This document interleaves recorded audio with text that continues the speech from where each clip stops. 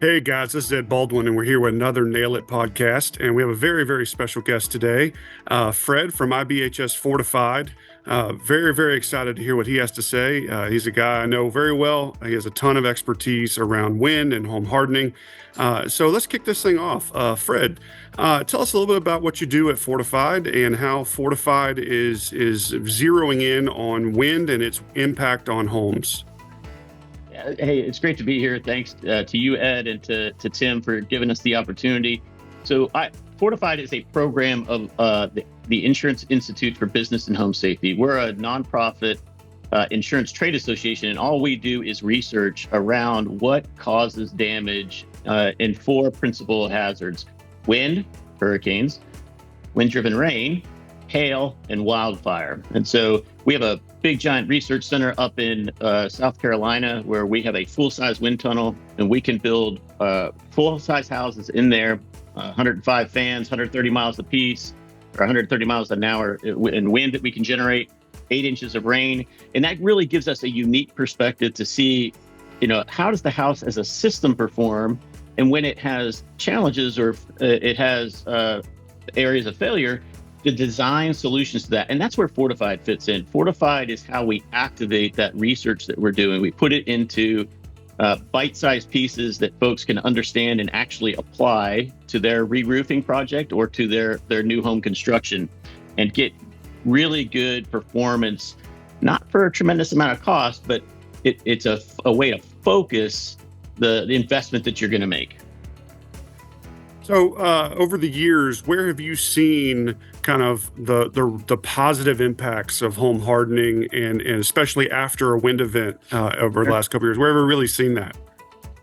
Yeah, I mean, I think Florida has done a really good job since Andrew, responding to the devastation that Andrew brought and incorporating engineering and inspection into the codes here in Florida. And so it really, long before Fortified started to really gain traction in a number of different states, the Florida Building Code and places like Miami-Dade, they were already showing the value of incorporating engineering principles and things like opening protection and stuff like that into homes. And we can now see, decades later, the more recent storms that we've had that made landfall, we are seeing a pretty significant drop in the types of claims and the severity of claims for those homes that were built since Andrew or re-roofed since Andrew. And so that's a really interesting thing. And we tried to take a lot of that stuff because our research helped to look at some of the techniques and the capabilities that we could get out of these homes. And we have used Florida as a model to kind of build Fortified around. And there's still areas to improve in Florida, but our biggest market with our Fortified program is Alabama. Our second largest market is North Carolina, and our third and most quickly expanding market is Louisiana. And in Alabama in particular, we had a really good proof source with Hurricane Sally. So Hurricane Sally happened in 2020. It was a Cat 2 storm. We had 18,000 fortified homes in the pathway of that storm as it came in through Mobile Bay. And the University of Alabama did a post-storm study looking at closed claims to see how did fortified homes fare versus code and in the general storm itself. And a couple of really interesting things came out of that, Ed. And this is consistent with what we've seen in Florida as well.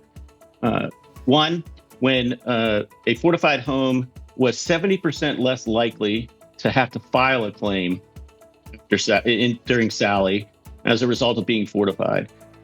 If they did have to file a claim, the claim value was 33% less than a non-fortified home. So that's two big important things. If you're a homeowner, why is that important? If you follow the mitigation steps like MySafe Florida has and Fortified has, you can expect that you're going to have less disruption in your life following a storm. And if you do have some damage, we can't avoid all damage, but if you do have some damage, it's going to control the damage amplifiers, which lead to lots of displacement and lots of expensive repairs.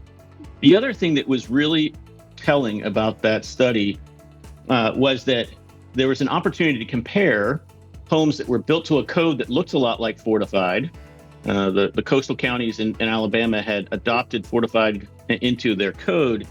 And then the actual going through the designation process, so going through a verification process, which is required for fortified.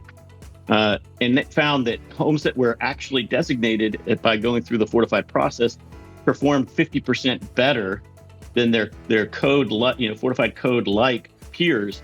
So what can we reasonably take away from that? It just, if you pay attention to the details and you really stay focused on those details and confirm that they were done right, then you're going to get superior performance. Yeah, that's awesome statistics, especially seeing it in practice and not just, in theory. Actually seeing the homes being protected after storms is phenomenal.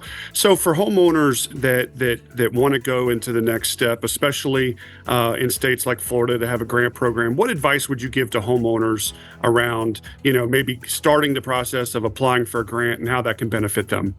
Yeah, so one of the things about fortified, so we organized fortified into 3 distinct levels: roof, silver, and gold. And we look at the house as a system, not just as a set of individual components.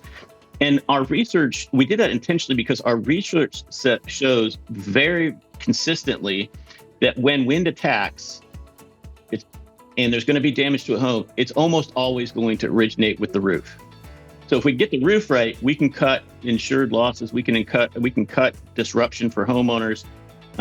We can cut that by almost 70%. And so that's so focusing on re-roofing and utilizing the grants that are available through My State Florida, for example, you can focus those dollars to putting on a really resilient roof. That's what you should prioritize.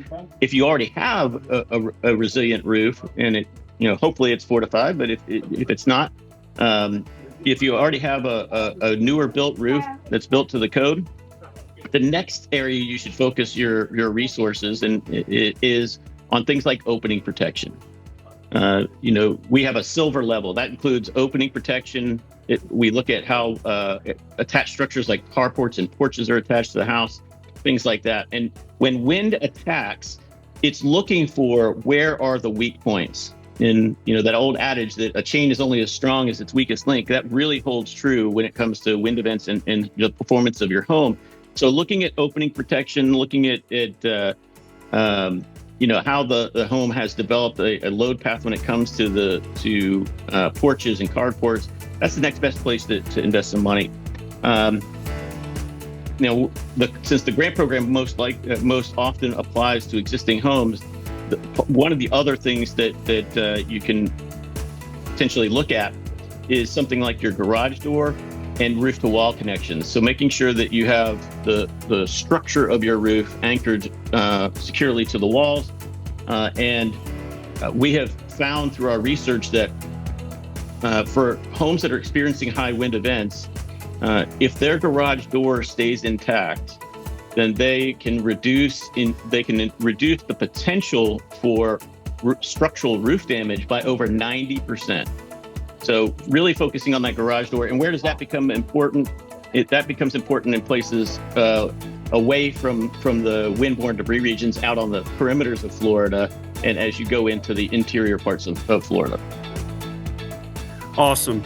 Well, Fred, thank you so much for joining us today, man. We'd love to hear about your expertise and how you're really seeing the impacts of home hardening benefit really homes and state programs. Appreciate you coming on with us today. For our viewers today, we have grants available. Looking forward to seeing you apply and get through the process. Thanks and have a great day.